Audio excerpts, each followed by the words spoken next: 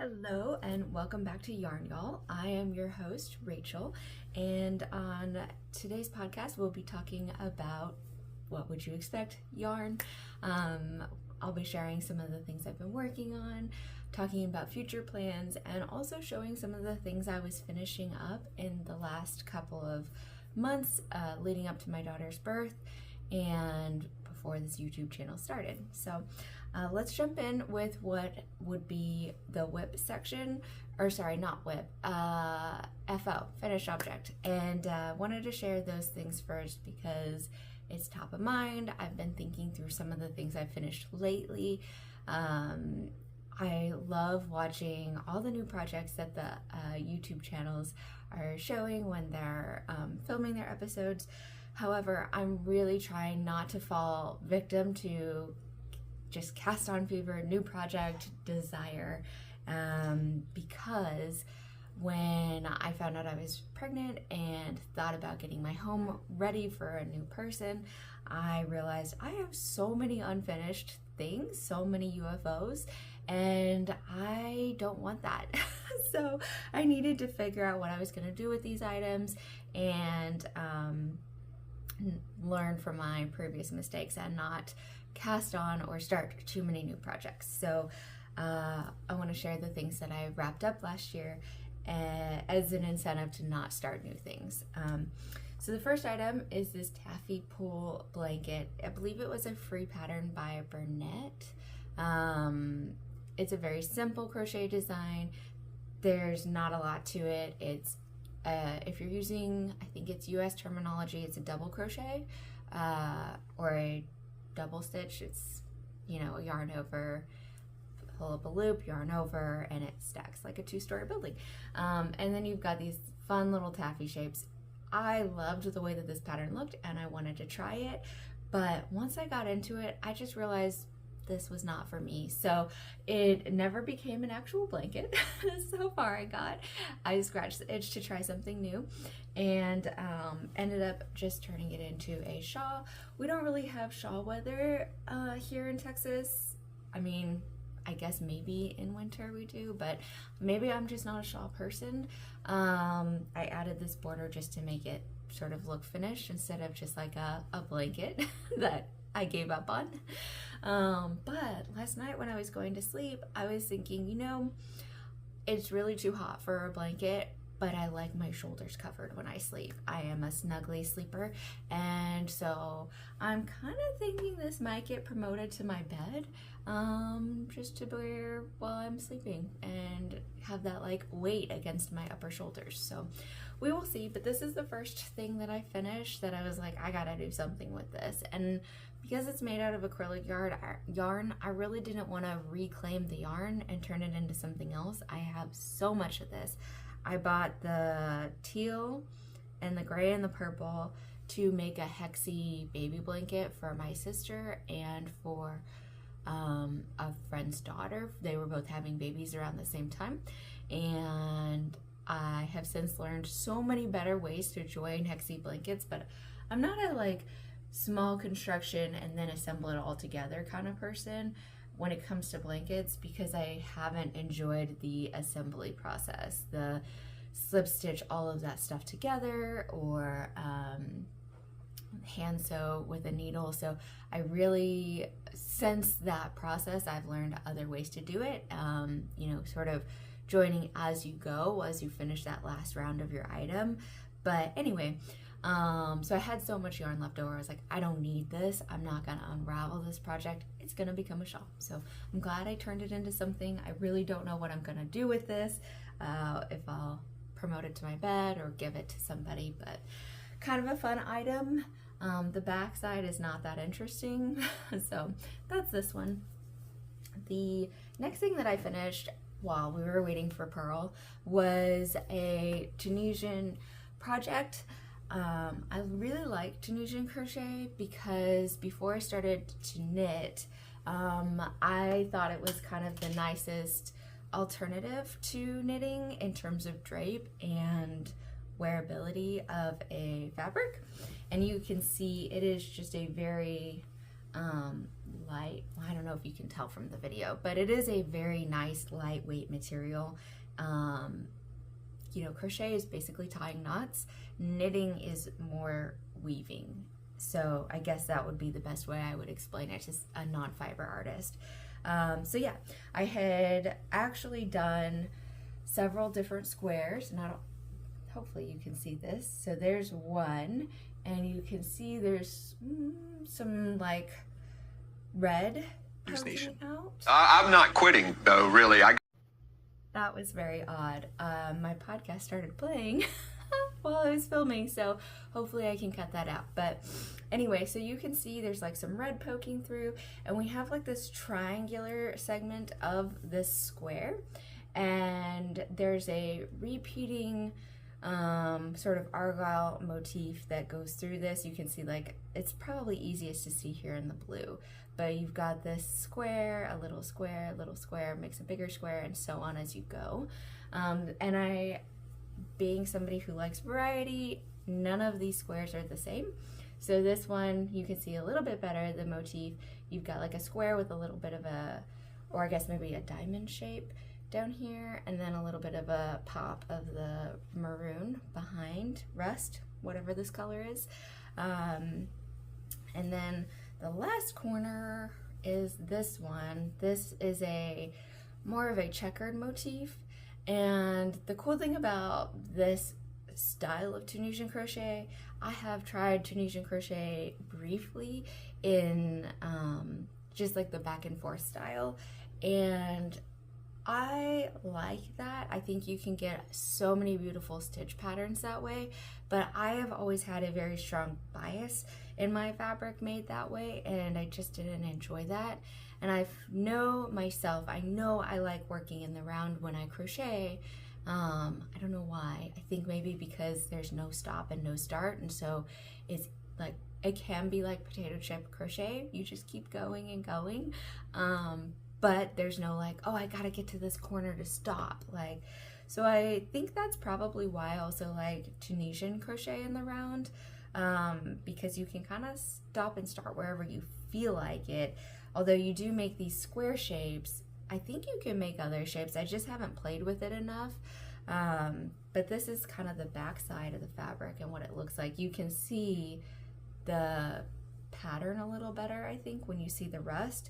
But this was 2 balls of yarn, or 2 different colorways. It was some kind of rust red from Hobby Lobby's cotton cakes, and I don't think they carry this yarn anymore, so I'm not gonna go into too much detail about it. And then the other colorway was this sort of sunflower fall motif, or colorway, where you start with like a blue and you go into a dark green, sunflower, light green, and then this is a completely different colorway. But I couldn't get any more of this original stuff when I was finishing, so you go with what you got. I really enjoyed this project, but I will say that as we got to the outer rounds, it did get a little harder to work because you're working with a double-sided needle, and so you cast on all of your stitches and then you crochet them off the backside. And it just takes a little bit more concentration when you're working in pattern. I learned how to do this with this book. I know that this is going to be reversed, so I will include details about this in the description of the video. But this little elephant motif on this blanket is super fun.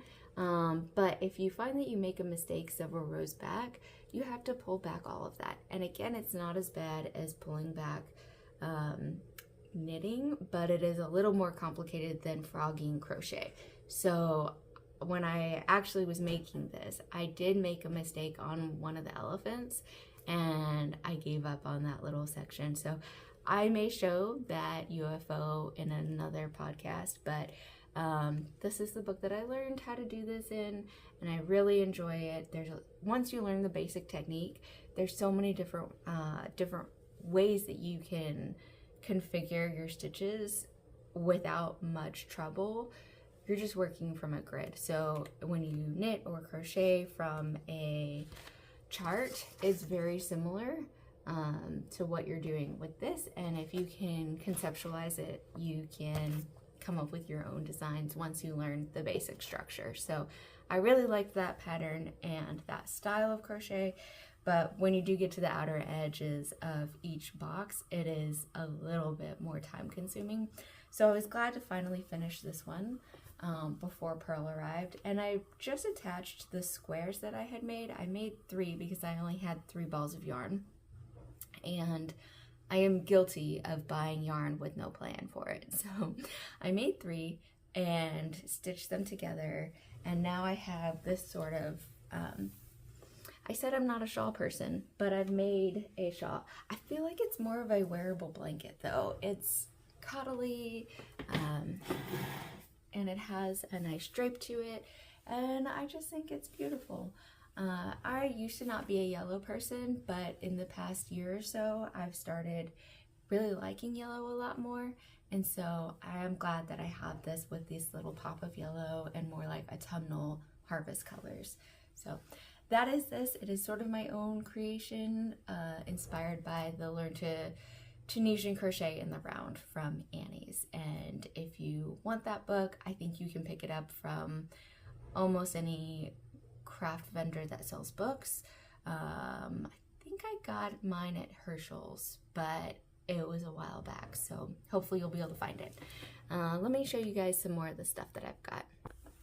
Okay, so as I was sort of traveling down the rabbit hole of learning to knit, I found a free pattern on on Ravelry for knitting blankets, and I thought something with a little bit of visual interest would be fun. This is terrible. It is my very first attempt with cabling. You use a huge needle. I want to say I had like a 16 or 20 needle, so they're like, I mean, this big around. It was ridiculous, but as you can see, my cabling did get a little better as I went. It is a 1x1 garter with cables in pattern, and I think that's how you would say that. I don't know, I'm not so that versed in knitting lingo, but I'm pretty happy with this overall. I will say there are some large gaps where you can see that my yarn has been, you know what, I wonder if I dropped a stitch somewhere and that's why I have this huge gap. That is probably likely. And there's definitely areas here where I got thrown off on my pattern. So it was knit 1, purl 1. I can tell you because this was a free pattern, but so, you know, any knitter that knows what they're looking at would see that this is all reversed. It's purl 1, knit 1. And so somewhere along the lines I got messed up, and at the time did not know how to fix it. But this was one thing I made while we were waiting for Pearl to arrive. I wanted something to drape over the rocking chair that was in her nursery, mostly for me, because, you know, honestly, with holes this big, it would not make a good baby blanket.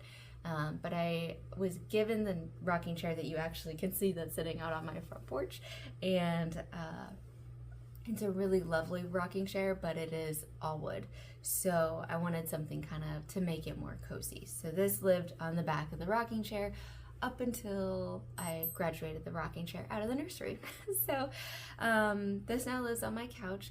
I am sort of considering frogging it and doing a Tunisian in the round with it, with a lighter cotton yarn. This is, I don't remember what yarn this is. It's a Hobby Lobby yarn because that's where I buy most of my yarn. But it's, I think, a chain net style construction. I don't know. It's not plied necessarily, but it's one of those really chunky, popular yarns that's very novelty in right now. I do like this blanket. It has a lot of squish, but I see so many errors in it that I do think probably one day I will frog it and turn it into something else. But it was a very good way for me to practice basic knitting skills, and I was really glad that I was able to finish it. You can see that there's 3 different colors in here. I just like the colors, and it's not like they had, you know, 80 color options. I think there was maybe 6 colors to choose from, and these all seemed very versatile for a baby. And I'm not one that thinks like my daughter can't wear blue or can't wear green, so we just picked one of each. And that was before we knew we were having a girl, so started it quite a while ago and actually finished it a couple months before she arrived. So it was, well, a month before she arrived. Anyway, you guys probably don't care about that. One of the other projects that I worked on while we were waiting for Pearl to arrive, this was a start and finish. It was not a finishing up a UFO, but I really like the making animals and toys and stuff. And so this little elephant is actually a bit of a modified pattern. I will have to look up the designer. I want to say, I'm not even going to guess because I know I'm going to get it wrong. But I just love the way that this elephant turned out. He reminds me of the child's books, Babar the elephant. I think it's maybe like the green with like his light color. He's an albino elephant, not an albino, but he's a white elephant, not the gray style. I just used yarn I had in stash. I do know this color is called linen. It is acrylic yarn. There's nothing special or fancy about it, but I just think that knitted things have a different squish to them compared to crocheted things, and this is definitely an example of that. I think this actually might be, I finished this before I finished the goose, duck, whatever it was that I showed last time. I think the pattern says it's a goose, but I think of it as a duck, so whatever. I made this one first. It is knitted flat and then seamed, which I don't like. As I mentioned, I prefer to make things in the round, but it turned out okay. And I made my friend a Winnie the Pooh bear using this pattern and modifying it, and I just made it in the round. It was heavily modified, same designer. I think I used her pattern for a mole and just kind of meshed the two designs and included my own modifications. But I think it's cute. I love the oversized feet. I have since found or heard of a pattern book that uses like short row shaping, or maybe German short rows, wrap and turn, something like that, to make all the shape of the stuffy in one go, and you're working in the round and there's no seaming. I'm waiting for that to get a little bit of an older pattern because I do think it's a newer book that's been released, and so I'm not saying that it's overly priced, it's just more expensive than what I want to spend money on right now, given that I have so many pattern books. So I'm waiting for it to get a little bit older before I purchase that pattern book, but I am looking forward to learning how to make all those cute little animals. So that's this guy, my little Babar elephant, and his clothes come off, which I think is kind of cool. So yeah, let me show you guys the whips that I'd been working on, that I showed you guys last week, and then we can talk about future plans. Okay, I was running out of space on my camera, on my phone, so I had to remove some of my Audible downloads, which is no big deal because I had gotten kind of lazy, and some of those books I had actually finished like ages ago, and they were just taking up space on my phone. So here we are with more space. Also, that little fur ball was Taz. If you were to ever come to my home in real life, you will probably never meet Taz. She is very adverse to strangers, and it is sort of like this magical experience to be able to meet Taz because she is Little Miss Tim Burton, creature of the darkness, with the little floofy face and green eyes, and does not want new people in her home. Thank you very much. So anyway, you guys have the advantage of meeting her online, so maybe she'll come back later. Also, I have a boy cat. We call him the Dude, or Dozer. That's his real name is Dozer, but he has all kinds of nicknames. He's probably very confused about what his real name actually is, but he answers to all of them, so it's okay. Let me see, where were we? So I showed you guys finished objects. One thing I wanted to show you that I decided to put on today, I don't wear as much jewelry as I used to just because my daughter's 4 months old and everything is a handle for her, including my hair. But I made this probably this past year, maybe 2 years ago.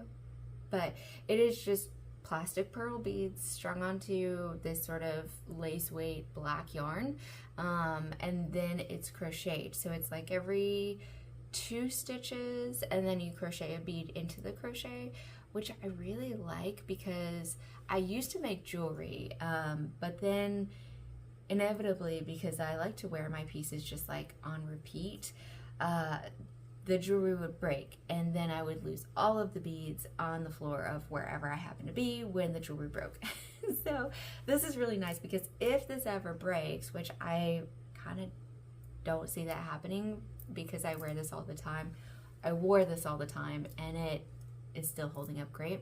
But even if it does break, we're not losing all these little beads because each one is sort of knotted in by the crochet stitches. So anyway, if you want a sort of elegant looking piece, minimalistic and easy to get together, I don't know, I just wear it a lot, and I wore it a lot and I got a lot of compliments when I did. It's actually not very well thought out in the construction. I mean, like, this is the like clasp that I made, and it's clearly not that great. And then I just have 2 extra beads on the end that are done closer together. It's not even like, ends aren't even woven in. I should probably do something to make it a little bit more polished. Cat fur, sorry. But I haven't, and I don't know if I ever will, to be honest. So it works. I've been wearing it for a year and haven't bothered to weave in the ends, so I'm not sure it'll happen. But anyway, done with the finished objects, on to the whips. So I have not started anything new. However, there is one whip that I haven't really been working on. It's kind of more of a like on the go item, and you know what? I'll just show you guys 1 minute. Okay, I'm back. So I am still in the like beginning phases of it. This is the head of a caterpillar, and I've got the body segment working right now. I like this type of thing to work on when I am in church or in small group meeting. I don't really go that many places where I have time to crochet because now I've got my daughter with me most of the time. But if I do have an opportunity to crochet when I'm out and about, this is the project I use. I am working with a size F. By the way, I know they don't make these anymore, which is such a bummer, but the Furls Odyssey hooks are magic and it's worth the money. I made the hobby pay for itself, so I will say they're very expensive crochet hooks, but I think especially if you do a lot of fiber hobbies, it's smart to have the right tool for the job that you're doing. So yeah, that's what I'm working on. It's just out of a pattern book. Let me grab that. No, wait, I have it here. Ha. Okay, this is the pattern book it's from. It's from Zoomaguries 8, and it is going to look like, I am going way off the design because I'm using variegated rainbow yarn colorway, and this is obviously very basic two-tone. But I am a bit of a completionist, so I have already made many of the designs in this book, and I actually was going to ask y'all if you would be interested in following along as I finish some of the pattern books that I have. So I'll show you some of the other stuff I've done as we progress through these YouTube videos, but I was thinking I could work through this book and show you guys the finished objects as I make them, and just make every single one in here, whether it calls to me or not. Like, I love giraffes, so it would be no big deal for me to make this giraffe again. I've already made it once. However, there's only so much you can do to make a raccoon exciting without it not looking like a raccoon anymore. So that one, although I think trash pandas are adorable, I don't really feel drawn to this one because I can't really be that creative with it. So anyway, tell me if you want to see this book followed along, or I also have another pattern book, the Peek-a-Pow. I actually have two of these books. I've got the Animal Friends of Peek-a-Pow. This is the first one, I guess. Yeah, because it would have a number if it was another one. So I've got the first one, and then I also have the third one. And I guess my question is, would you rather see me work through this pattern book and create all of the little dolls and their fun outfits? Or would you rather see me work through this one and share the finished objects? So I guess the only caveat would be that this one is probably going to have less room for creative reflection. Whereas this one, because there's so many design elements with their outfits and everything, I will definitely be going rogue with some of my color choices. And anyway, let me know in the comments what you think. I know that's kind of a cheap thing to say on YouTube because it just helps the algorithm. Because if I ask you to comment, then it'll make it seem like my video is more interesting than it might be. But I really do want to know, like, if you're going to spend the time watching me talk about random stuff related to yarn and knitting and crochet, which would you rather see? So anyway, there's that, and that's one of my whips. I actually had been working on that when I shared my last video, but I forgot to grab that because I don't think about that one very often. It's a caterpillar. It's not that exciting. I mean, the yarn's great because you're going and going and then a color change, but the design is not that inspired. So anyway, I have been rambling a lot today. I apologize. And hopefully the few people I have watching this channel aren't like, okay, we're done, moving on.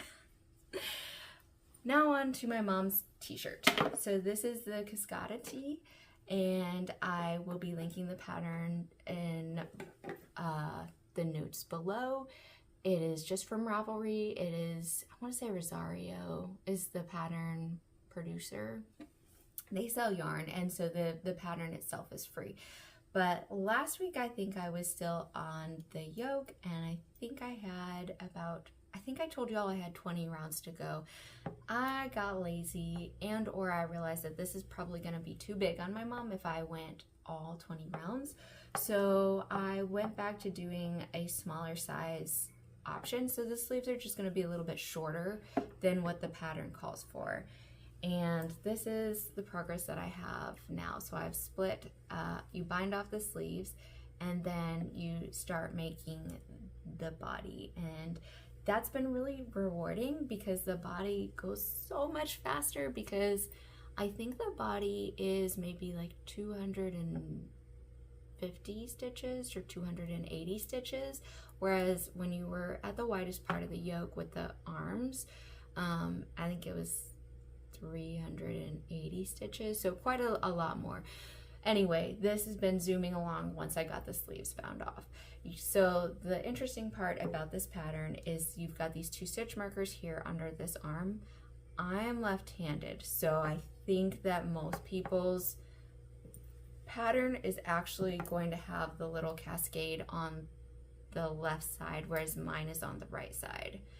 But anyway, you have this lace panel that you work, and it expands as you move down the torso to allow this sort of drapey fit shirt. And I think it'll just be really nice. My mom's not one to be like showing a lot of skin, but I think the lace is gonna be minimal enough that she'll be comfortable wearing it. And the lace panel is actually where the pattern gets its name, Cascada being waterfall. So anyway, that's where this is. We've made some progress, but we got to, I want to say February 19th, and I realized that even though we have a leap day this year, February's not that long. And I told y'all I wanted to finish my frosted blooms before the end of the month. So today is the 25th. I'm going to film, no editing, just upload this. So like I said, sorry for the rambly, but yeah, I was like, this is great, I'm loving this. Also, holy shoot, I have to focus. So I put this away. I actually put it up in my closet so I wouldn't even see it or think about it or be tempted to work on this beautiful thing. And I refocused on that blanket that I showed you guys last week. And let me tell you about that blanket. 1 minute. Okay, we're back. So here we are on the blanket, and this is a Frosted Blooms blanket by Annie's Kits. I think it's just Annie's Kits, which is kind of weird. I'm wondering if this Annie's Crochet is the same company and they've just diversified. But anyway, sorry, my bangs.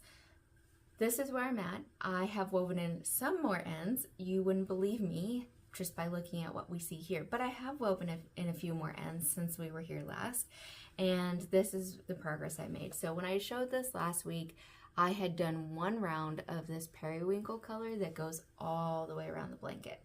And as I mentioned last week, this pattern is not like the most well executed, cleanest written pattern I've ever worked on.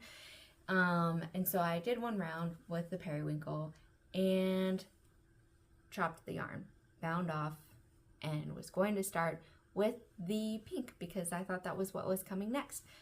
No, I had to frog that join and tie off, and I had to do a Russian join to get my yarn back together and do another round of that periwinkle purple color. So here we are. I just was thinking of you guys when I was reconnecting, because I was like, I told them that this this pattern was finicky, and I told them you should read ahead and watch the video ahead. And then what did I do? Not take my own advice. So here we are with the pink, and you can see, so this pattern is worked in the round. I'm not going to go into too much detail, but I've done several rounds of this pink to create like a fun ridge here, and then we've got some V stitches, and then we've got bobble stitches, and I've done, I think, 1.5 sides of bobble stitching. So I've got, I don't know, maybe like a 3/5 to go on this particular round before I get on to the new pattern design element. And within this month's pattern grouping, there are 11 rounds, and then you do fringe, and then it's done. And I am on round 7 out of 11 plus the fringe, so I'm getting there. Like, the end is in sight. Will we be able to get this done before February 29th? Stay tuned and we'll see. So anyway, that's all I've got for you guys. Let me know. I kind of cut into my plans for upcoming videos by sharing the Pika-Pow versus Sumikuri book. So tell me which one you'd rather see. I was thinking that if I did the Pika-Pow Animal Friends design, that it might be kind of fun to go with like a cohesive color palette, and so that all the animals kind of matched with each other. I usually give my stuff away. Sometimes I sell it at like a craft fair or whatever, but I don't know, how cool would it be to have all of these sort of like palette adjacent animals that look like they belong together. I mean, these animals look beautiful and they look like they belong together, but wait until next video. My designs are all over the place because I'm just using what I have when I'm making animals and monsters and stuff. So one other thing that will be coming up on this channel that I wanted to share with y'all as a sneak peek, I'm not starting it yet, but I have a lot of toys that I've made that just haven't sold yet at craft fairs or I haven't given away. And I'll parade those through as we progress through this channel series. But one of the things I thought would be fun is maybe posting some of my toys for sale on eBay, and then if I show a toy and it's one that I'm wanting to sell, I'll link that eBay store listing. And I'm not gonna do the whole bid thing, I don't think, but I will just, you know, hey, if you really love that toy and just have to have it, here's where you can get it. It's one of a kind. So yeah, that's kind of what might be coming up in the future. If you guys like that idea, let me know. If you hate it, let me know. Lord knows I don't need that huge basket of toys that I have. So I am going to have to do something with them. And I am selfish. I will keep some, but I'm not keeping all of them. And actually, how about we go on a quick tour and I'll show you. So this is the pile of toys that I have, and you can see it's like a decent sized box bag of toys, and we'll go through all of them in the future, but for now I just wanted you to know that they exist and what you have to look forward to. I will share with you each fun little guy and if there was inspiration behind it or what the thought process was, but that's all I've got for you guys today. Sorry for the scatteredness. I will probably do better next time because I do want to get good at this, and I'll take better notes so that I'm more prepared for our future episodes. So thanks for tuning in, guys. Have a great week. Bye.